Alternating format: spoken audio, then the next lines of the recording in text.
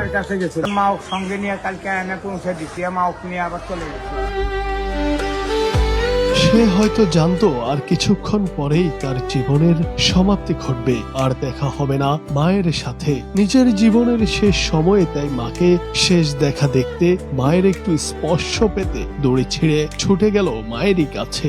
মানুষের মতো অন্যান্য প্রাণীর মধ্যেও মায়ের প্রতি গভীর ভালোবাসা বা টান নতুন কিছু নয়। তবে বগুড়ায় খামারে পালিত কোরবানির এই গরুটি তার জন্মদাত্রী মায়ের প্রতি ভালোবাসার যে এক অবিনশ্বর নজির দেখিয়েছে তা সত্যিই বিরল।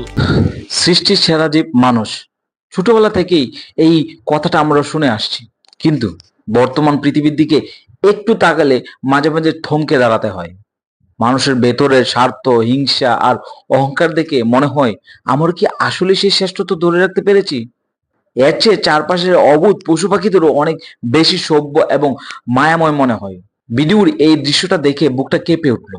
জীবনের শেষ মুহূর্ত মায়ের একটু স্পর্শ পাওয়ার জন্য, মায়ের আঁচলে ফেরার জন্য এই অবুধ প্রাণীটার আকুলতার চোখের জল, কোনো শব্দ দিয়ে এই কষ্ট বোঝানো সম্ভব নয়। দিন যত যাচ্ছে মনের ভেতরে এই উপলব্ধিটা আরো তীব্র হচ্ছে। কোনো প্রাণীরই এই নির্মম বিদায় যেন না হয়, তা সে যে কোনো প্রাণী হোক না কেন।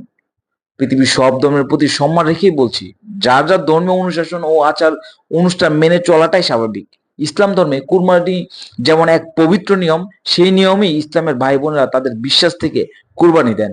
আবার আমাদের সনাতন ধর্মেও কার্যসিদ্ধি বা স্রষ্টাকে সন্তুষ্ট করার জন্য পাঠা বলে একটা বড় প্রচলন আছে।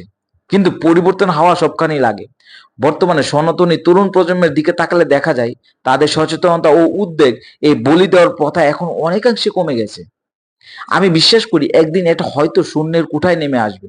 কারণ আমাদের কোনো চাওয়া বা সফলতার জন্য একটা অবলা প্রাণীর জীবন বিসর্জন দেওয়াটা যে কতটা নির্মম, তা আজকের তরুণ সমাজ মন থেকে উপলব্ধি করতে পারছে। আশা করি মানুষের অন্তরে সুপ্ত থাকা সেই বিবেক, বিবেচনা আর মনুষ্যত্ব একদিন পূর্ণাঙ্গভাবে জেগে উঠবে।